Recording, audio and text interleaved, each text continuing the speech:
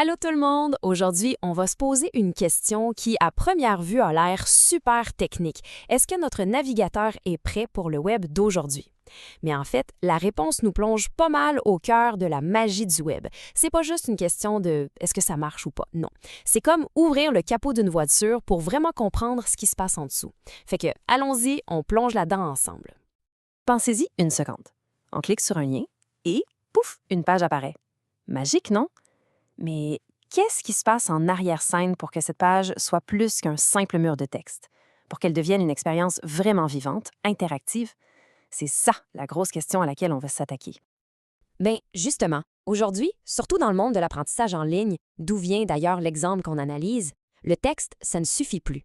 On a besoin d'applications, de leçons dynamiques, de trucs qui bougent, qui réagissent quand on clique dessus.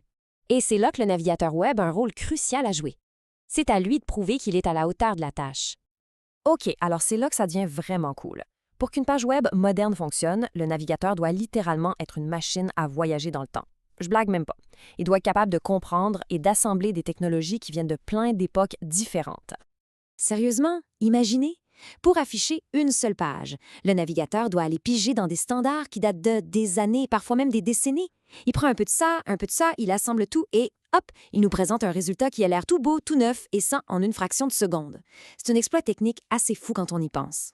Et cette ligne du temps, elle nous montre bien comment ça marche, ce voyage. Pour que notre expérience d'aujourd'hui soit, normale, le navigateur doit d'abord comprendre les fonctions interactives qui sont arrivées en force vers 2013 avec le HTML5. Ensuite, il doit sauter en 2018 pour aller chercher les techniques de mise en page modernes, comme le fameux CSS Grid. Et c'est en mélangeant tout ça qu'il nous donne l'expérience intégrée qu'on connaît en 2025. Bon, c'est bien beau tout ça, mais comment on sait si notre navigateur est un bon voyageur temporel? Eh bien, le matériel source nous propose un petit test. Un test super simple, mais vraiment intelligent. Tout se joue en un seul clic. Et le voilà, le fameux test. Ça a l'air de rien, hein? Juste un petit bouton qui dit « Cliquez-moi ». Mais attention, derrière cette simplicité se cache le vrai moment de vérité.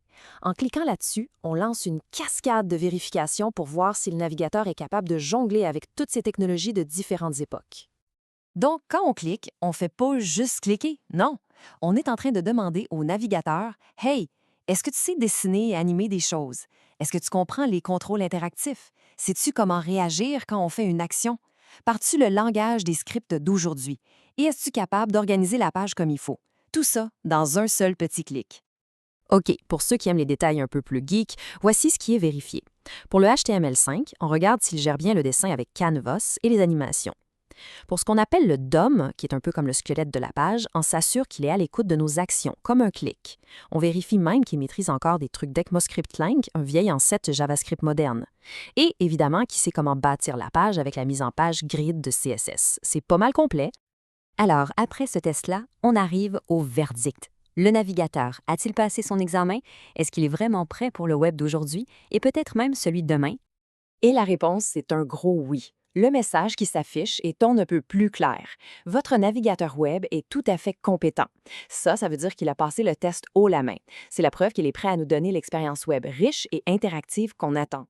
Et le mot « compétent » ici, il est super important. Ça ne veut pas juste dire « ça marche ». Non, ça veut dire qu'il a toutes les skills, toutes les connaissances pour assembler ce casse-tête technologique hyper complexe. Et c'est prendre les morceaux de 2013, ceux de 2018, puis les faire fonctionner ensemble pour nous donner une page qui a de l'allure. Bref, un navigateur compétent, c'est ça que ça veut dire. C'est un navigateur qui est prêt pour le web interactif d'aujourd'hui.